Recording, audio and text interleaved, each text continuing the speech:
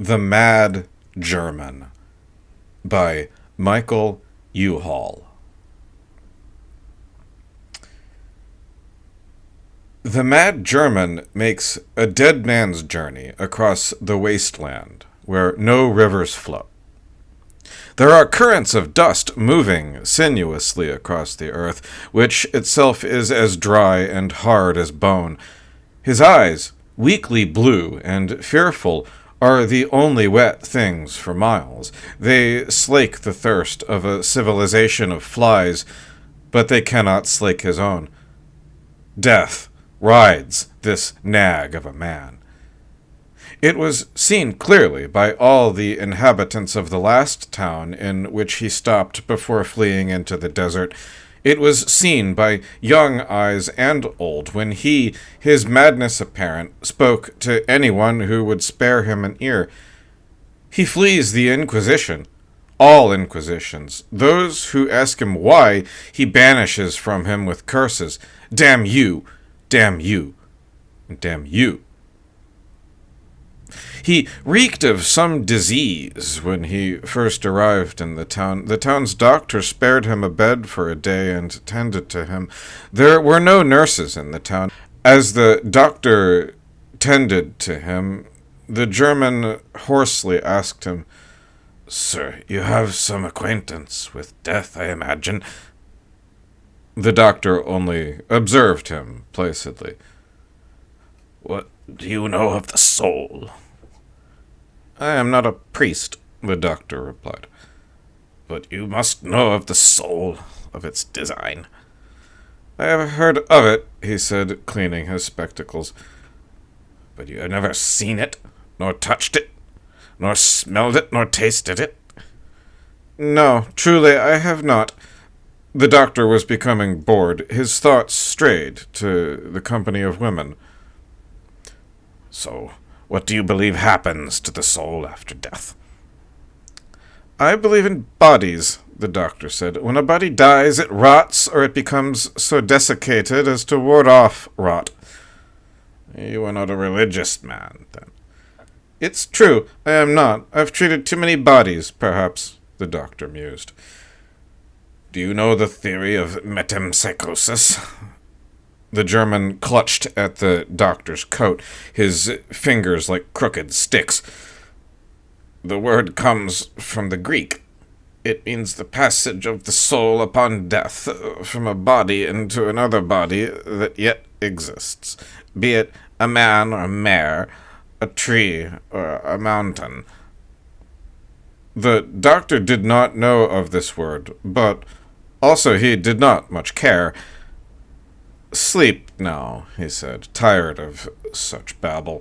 The mad German left the doctor's house the next day without speaking another word, even in thanks.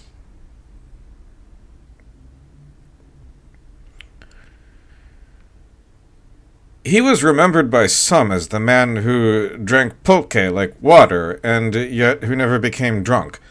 Drunkenness and madness, it seemed, were enemies in him. Never was he seen to touch mezcal, calling it an impure libation. It was, he said bitterly, far too Spanish a drink for his tastes. The pulque he drank instead was harvested by a mysterious and monosyllabic Indian who passed through the town every month, and who hid himself and his wives underneath dyed cowls. In the darkness of the cantina, a young boy often watched the mad German drink the milky beverage. Once, the German beckoned the boy over to him, and he told the following tale in whispers. "This drink is more ancient than the millennia.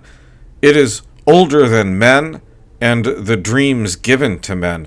Once it was the dream of a deity, and long ago the dream was given to the planet by Mayahuel, a beautiful and terrible goddess, for safekeeping. She journeyed into the black desert, for then the land was new, and all deserts were black, and only due to time and the machinery of the winds have the sands bleached like old skulls. And she said to the young plant, 'I give you my dream.' She commanded the young plant to keep her dream a secret from all living things, even from its vegetal brothers. Flattered, the young plant pledged to obey her, and Mayahuel blessed it.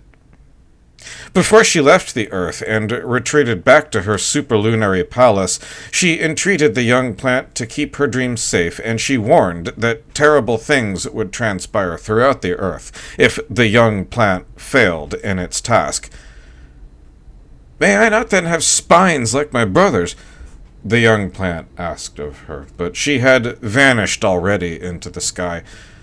"Do you know of this story already, child?" asked the mad German of the boy. He had not.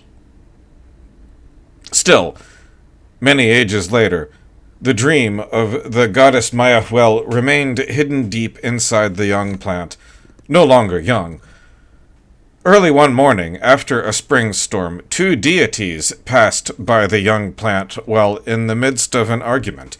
The two were proud Atlakoya, the goddess of barrenness, and her slinking, spurned lover, Chalchiuhtlatonal, a water god. Chalchiuhtlatonal begged Atlakoya to stay with him, but she looked at him with steely eyes and said that such a love could no longer be, for he had betrayed her with some mortal woman. Then she went from his side. Chalchiuhtlatonal fell onto a rock near the plant that contained Mayahuel's dream, and he wept bitterly, for he was in great torment. After a time he said to the plant, "What must I do to win back the favor of my cold and lovely Atlakoya?" The plant had no suitable reply. Chalchiuhtlatonal became enraged, and he said to the plant, "Cursed vegetable, will you deny your thirst by refusing to advise me?" And he kept water from the plant, until, parched to the point of death, the plant offered up to him the dream of Mayahuel. So it came to pass that Chalchiuhtlatonal collected the dream into a stone flask. "Oh, sweet dream," he exulted, "you will win back for me the favor of my beautiful Atlakoya, and we shall be united again." Chalchiuhtlatonal left the plant in that place, and he sought out Atlakoya. When he found her, he gave her Mayahuel's dream in order to please her and to win back her favor, but Atlakoya was not pleased by Chalchiuhtlatonal's gift, for she saw that the dream belonged to Mayahuel, a rival goddess and her antithesis, so she became angry. To Chalchiuhtlatonal she said, "Go from me now and forever, I curse you, for wherever I am, you shall not be. Likewise, wherever you make pool and passage, I shall never be there with you." Then she bound Chalchiuhtlatonal into the forms of rivers and lakes, and his chains were deep canyons and snake-like shores. Even the cloud she enlisted to bind him to the earth. With them she made an agreement. Whenever Chalchiuhtlatonal would struggle with the clouds, escaping the misted prison they had built for him, the clouds would shout out warnings to Atlakoya with great furor. Whenever he managed to escape, spilling himself onto the ground, Atlakoya would flee to her redoubt in the north. And Chalchiuhtlatonal wept bitterly, so very bitterly that deluges plagued mankind for an epoch. You see, child, by this time mankind had been fashioned. Atlakoya's rage was such that she turned to mankind in order to seek revenge against her former lover Chalchiuhtlatonal and against her hated rival Mayahuel, for Mayahuel was both never-endingly fertile and far more beautiful than Atlakoya could ever hope to be.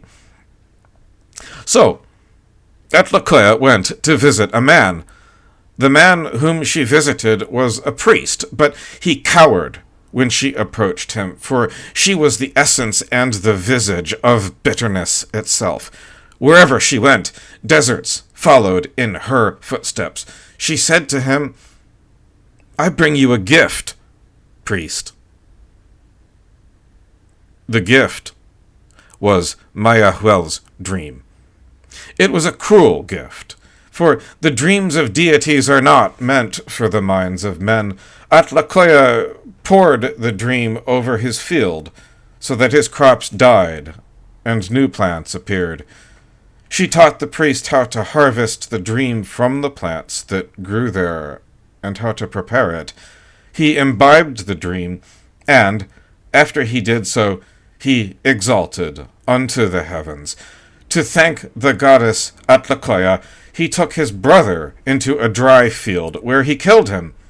Blood for the drought, he said, and his brother's blood sank into the dead ground.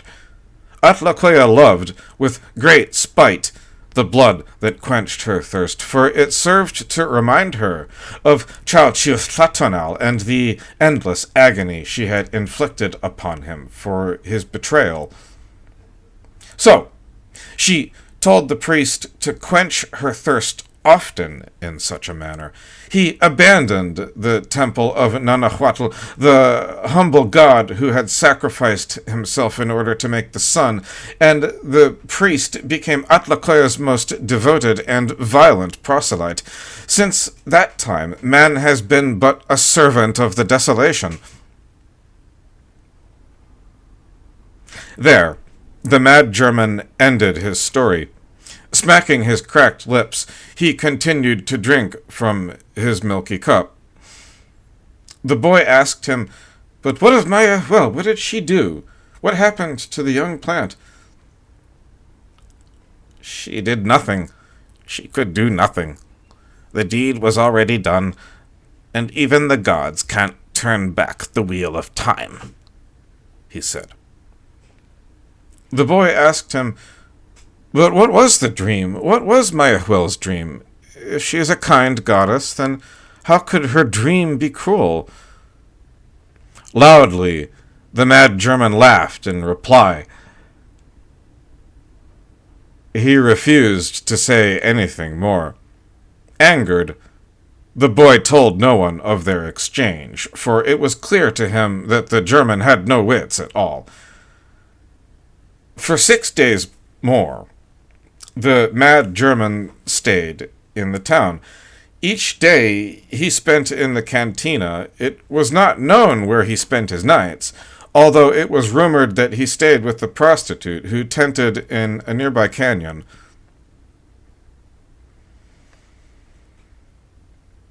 He left at midday and headed into the desert tract, stretching out like a bleak, unhappy scroll.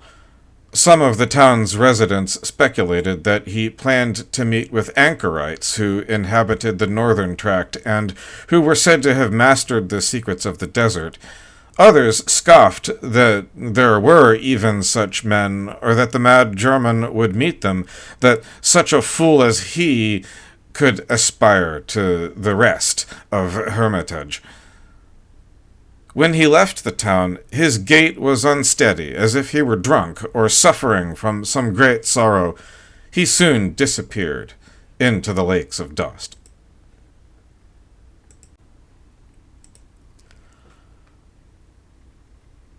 Days out. The desert is unkind to him. The sun sits like a sullen burden upon his scorched shoulders. It burns his head like an angry crown. A dry tongue sits in his mouth behind blackening lips, like a malignant, swollen locust. He even thinks to tear it out for the pain it causes. The heat flogs him. Sand courses through his veins. He is near death. The mad German believes that nothing at all lives in the desert save the sun, itself a mad beast who does little save despise the terrestrial regions it daily observes. Men in this allotment of the earth sacrifice much to nourish it, the god thing. The mad German collapses onto the dust, like a broken stick, staring up into the sky with blank, burned eyes. It hurts to move them. The sun weighs upon him, and he looks into it. Tiny shadows, probably vultures, pass over its face. which he can barely make out through his tears, or more likely through the illusion of tears, for such sweet water dare not grace a man's cheek in such heat. That solar visage opens its mouth, and it speaks to him in the desert with the creaking voice of an aged and indifferent father. Here, in his misery, it recites to him a passage he knows well. The sun says, "Your foot shall slide in due time, and the day of your calamity is at hand. For those things that come upon you make haste." The mad German gasps for breath, pinned to the earth by these words.